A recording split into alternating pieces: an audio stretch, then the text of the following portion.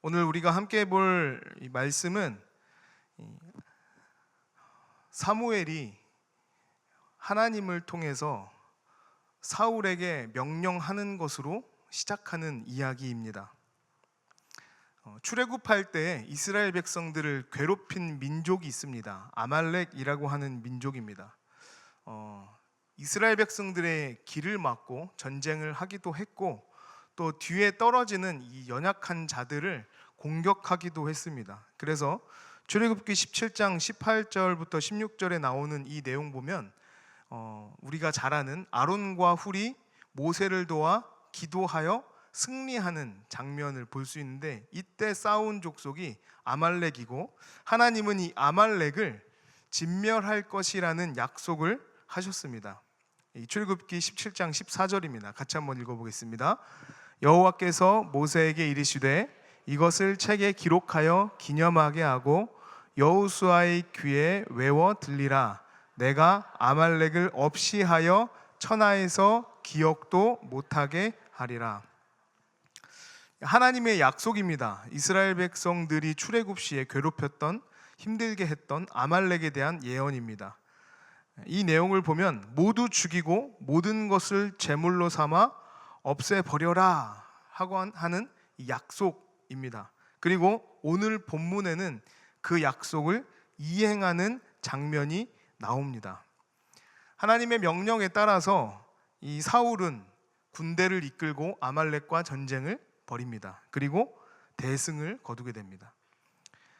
그런데 사울은 치명적인 실수를 하게 됩니다. 15장 9절에 이렇게 나와 있습니다.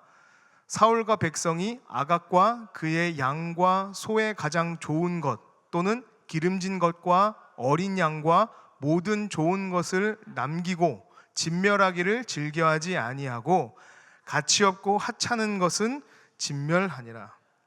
두 가지의 실수를 저지릅니다. 첫 번째는 아각 왕을 살려둔 것입니다. 또 하나는 좋은 것은 남겨두고 가치없고 하찮은 것은 진멸한 것입니다. 여기서 진멸이라는 것은 남김없이 다 죽인다는 말인데, 원래 이 뜻은 헤렘이라는 단어입니다. 이게 하렘이라는 단어에서 왔는데, 말하자면, 간단하게 말하면 이것을 죽여 없앤다는 의미 자체가 하나님께 올려드린다, 신께 제사 드린다라는 뜻인 거죠. 그러니까 그냥 다 죽여서 없애는 걸로, 진멸하는 것으로 끝나는 것이 아니라 그 안에는 드린다는 의미가 포함되어 있다는 겁니다. 일종의 종교적인 표현인 겁니다. 사울은 하나님께 드려야 할 것을 중간에 가로친 자가 되었습니다. 하나님께서 사무엘을 찾아가서 이렇게 이 상황에 대해서 말씀하셨습니다. 사울 왕 세운 것을 후회한다고까지 이야기하셨습니다. 얼마나 그 가슴이 메어지고 슬펐을까요? 사무엘은 그 이야기를 듣고 밤을 새워서 여호와께 부르짖었습니다. 어떤 이야기로 부르짖었을지 모르겠지만 아마도 하나님께서 그 뜻을 철회하시고 돌이키실 것을 구했을 것 같습니다. 사무엘은 사울을 찾습니다. 그리고 사울에게 묻습니다. 어찌하여 여호와의 목소리를 청중하지 않고 탈취하기에만 급급하십니까? 이것은 여호와께서 악하게 여기시는 일입니다. 그리고 우리가 잘 아는 이 말이 등장합니다. 순종이 제사보다 낫고 듣는 것이 순종의 기름보다 낫습니다. 우리는 오늘 본문을 통해서 왜 하나님 앞에 순종하지 못하는지에 대한 이 이유를 살펴보고 답을 찾는 시간이 되기를 바랍니다. 첫 번째, 우리가 순종하지 않는 이유는 우리 눈앞의 이익에 눈이 멀었기 때문입니다. 사울 왕은 아각 왕을 살려줍니다. 적군의 왕을 살려주는 이유는 아마도 정치적 이익 때문일 것입니다. 진멸당한 사람들의 왕을 살려서 뭘 하겠느냐 싶겠지만 사실 진멸했는지도 의심스럽습니다. 왜냐하면 이후에도 아말렉이 등장합니다. 아마도 이 왕을 끌고 와서 백성들 앞에 꿀리고 모욕당하게 하거나, 아합이 아람과 싸울 때 하나님의 말씀대로 베나닷을 진멸하지 않고 살려준 것처럼 훗날 정치적인 도움을 받을 수 있는 요소로 사용하기 위함이었을 수도 있습니다. 어쨌거나 이것은 잘못된 방법이죠. 아가광은 진멸의 대상입니다. 출애굽기 17장에서 하나님께서 약속하셨고 그것은 하나님의 뜻대로 이루어져야 하는 약속이었습니다. 그러나 사울의 눈에는 하나님의 말씀보다 눈앞의 이익이 더 중요한 상태입니다. 정치적이고 경제적인 이익 앞에서 우리는 하나님의 말씀을 보지도 듣지도 못하는 경우가 많이 있습니다. 사울이 도착했을 때 사울이 사무엘에게 말합니다. 내가 여호와의 명령을 행하였나이다. 사울이 하는 말입니다. 그러나 실제로는 아니었습니다. 사무엘은 그렇지 않다는 것을 너무나도 잘 알고 있었습니다. 너의 남긴 이익들이 어디 있느냐 물을 때 사울이 대답하는 것이 너무나도 치졸합니다. 사무엘상 15장 15절입니다. 사울이 이르되 그것은 무리가 아말렉 사람에게서 끌어온 것인데 백성이 당신의 하나님 여호와께 제사하려 하여 양들과 소들 중에서 가장 좋은 것을 남김이요 그 외의 것은 우리가 진멸하였나이다 하는지라. 이익을 남겨준 이유가 무엇입니까? 제사하기 위함입니다. 이것은 굉장히 모순된 말이라고 생각해요. 이미 하나님의 것으로 드리라, 이게 헤렘이라고 말씀드렸습니다. 진멸하라 라는 명령이 떨어졌다는 것입니다. 그런데 사울은 그렇게 하지 않았습니다. 눈앞에 있는 것들이 아까웠습니다. 그래서 남겨둔 겁니다. 스스로 그렇게 한 겁니다. 그런데 자신이 하지 않았습니다라고 변명합니다. 하나님께 제사를 드리려고 그랬다고 거짓말합니다. 마치 아이가 먹지 말라는 과자를 먹어놓고는 과자가 제 입으로 들어왔어요. 그래서 저는 씹은 것뿐이에요. 라든가 제가 배고파하면 부모님이 속상해 하실까봐 그래서 먹은 거예요. 라는 따위의 속이 훤히 보이는 변명입니다. 성경에는 이와 반대되는 사건이 등장합니다. 우리가 다 아는 사건이죠. 예수님의 광야 시험입니다. 예수님께서는 40일을 금식한 채 배고파 하실 때 사탄이 나타나서 유혹합니다. 돌로 떡을 만들어라. 이것이 우리의 근본적이고 본능적인 부분을 툭 찌르는 사탄의 유혹입니다. 40일을 굶은 사람에게 찾아와서 떡을 주는, 그리고 떡을 먹으라고 하는 것은 당장의 눈앞에 있는 먹고 사는 문제와 직결된 일이라는 것이죠. 여기서 우리는 예수님께 배워야 합니다.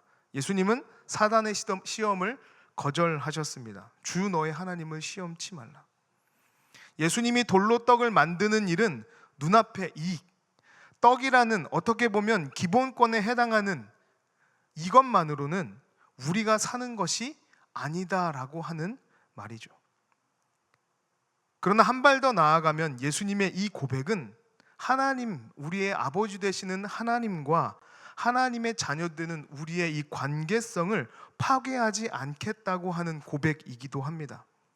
왜냐하면 예수님의 금식은 예수님의 의를 드러내기 위한 행동이 아니라 하나님 아버지의 뜻을 이루기 위한 과정이기 때문에 그렇습니다.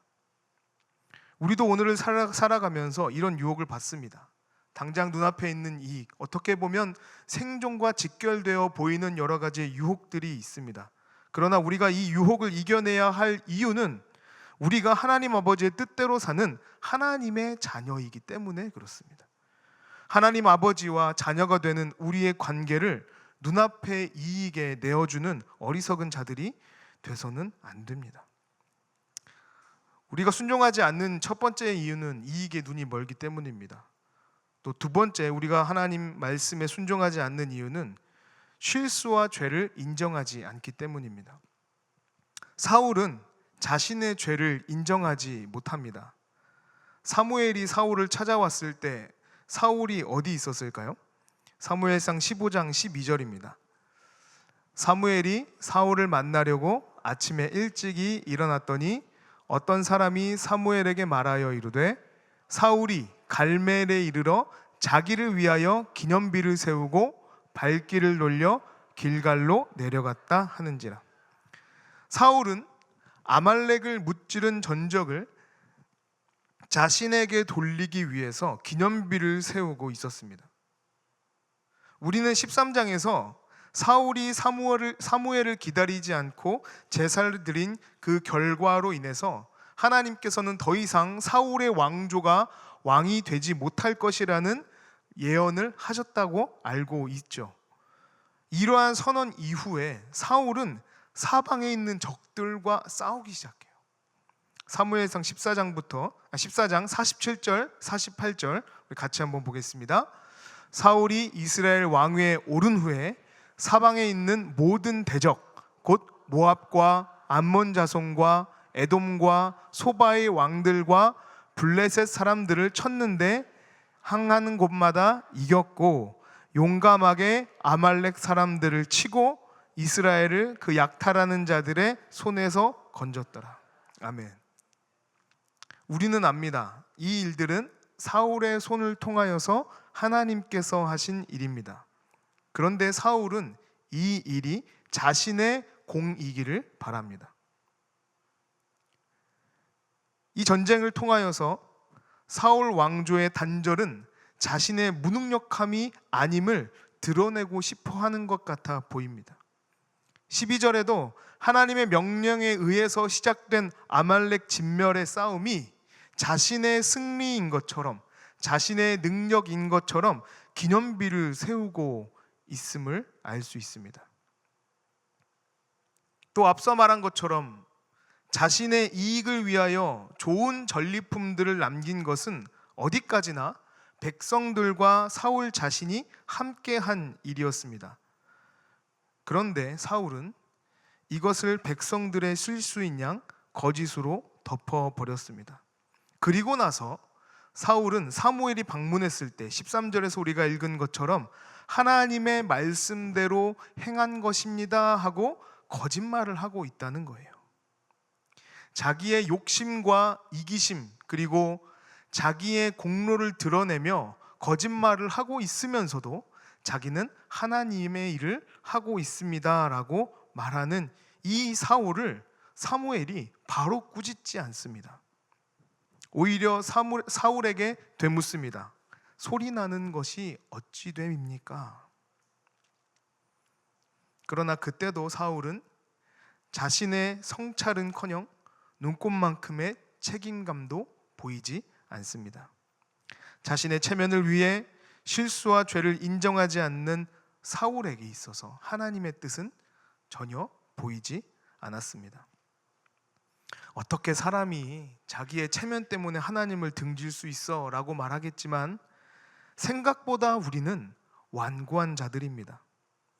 에덴 동산에서 하나님과 동행하면서도 하나님의 말씀을 어기고 하나님같이 되기를 원하는 자들이 우리입니다. 이와 다른 행동을 보여줬던 사람이 다윗입니다. 다윗도 사울처럼 실수를 합니다. 그러나 다윗은 자신의 실수를 인정하고 회개합니다. 여기에 차이가 있는 겁니다. 하나님은 사울의 중심을 보십니다.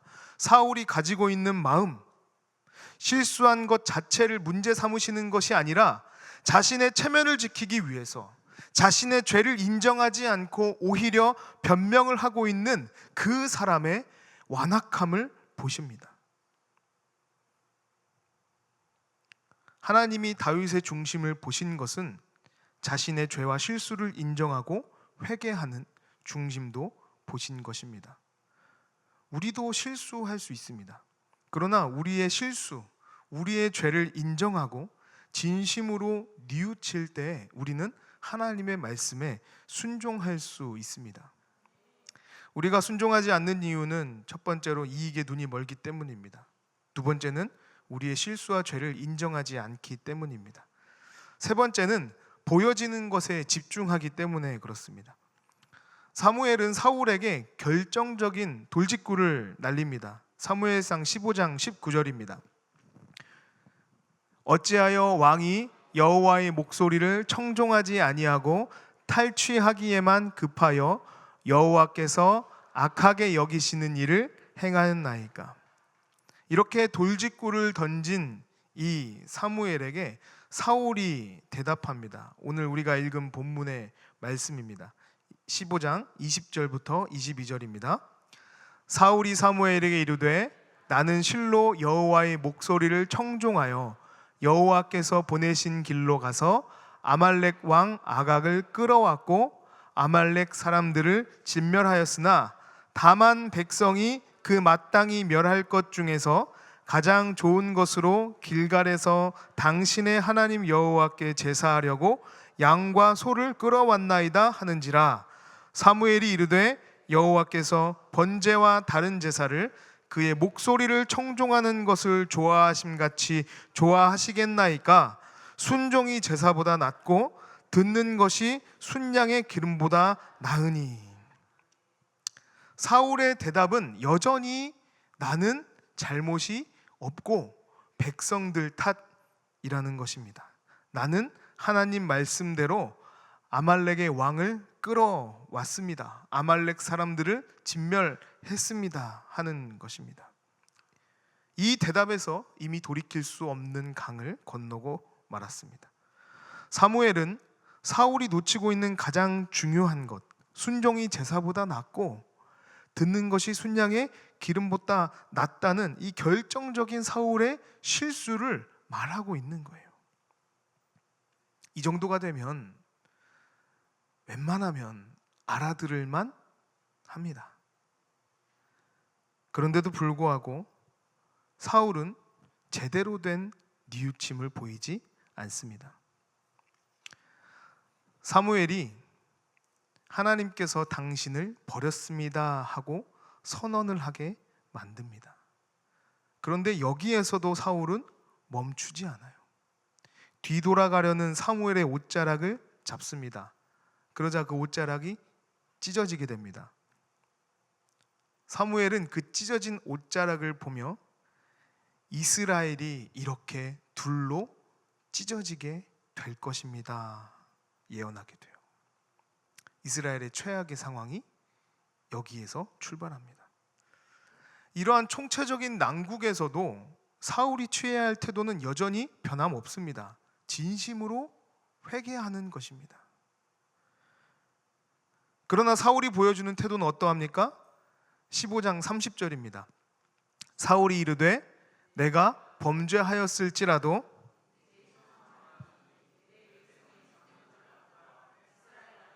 나를 높이사 나와 함께 돌아가서 내가 당신의 하나님 여호와께 경배하게 하소서 하더라. 여기서 조금 더 이 현대어에 맞게 새 번역에는 이렇게 번역해 놨습니다. 사울이 간청하였다. 내가 죄를 지었습니다. 그러나 나의 백성 이스라엘과 백성의 장로들 앞에서 제발 나의 체면을 세워주시기 바랍니다. 저는 이 구절을 읽으면서 충격을 받았습니다. 어떻게 이러한 상황에서도 이렇게 대답할 수 있을까? 이렇게 절망적인 상황에서도 아직도 저렇게 백성들 앞에서 자신의 체면을 살려달라고 할 수 있을까?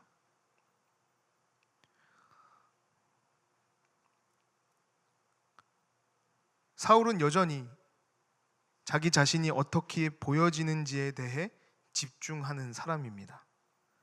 사실 제가 죄를 지었고 그 지은 죄가 다른 사람에게 발각되면 굉장히 부끄럽습니다. 그러나 제 죄를 뉘우칩니다. 회개합니다. 용서해 주소서. 이렇게 말하면 되었을 것을 사울은 그 말을 두려워합니다. 사실 우리가 죄를 짓고 그 죄를 다른 사람에게 들키거나 또 말하게 되는 것은 굉장히 두려운 일이 맞습니다. 그 잘못이 클수록 더 그렇습니다. 그러나 우리는 연약한 자들입니다. 분명한 한계가 있습니다. 그것을 인정하고 나의 연약함을 드러내고 오히려 자비와 용서를 구할 때 하나님은 우리의 연약함을 들어서 사용하십니다. 그때 우리의 신앙은 성숙하게 됩니다. 혹시 내가 속한 그룹의 리더들이 연약함을 보이고 부족함이 보여도 이해해 줄 수 있는 넉넉함이 있는 신광교회 성도님들이 되시기를 소망합니다.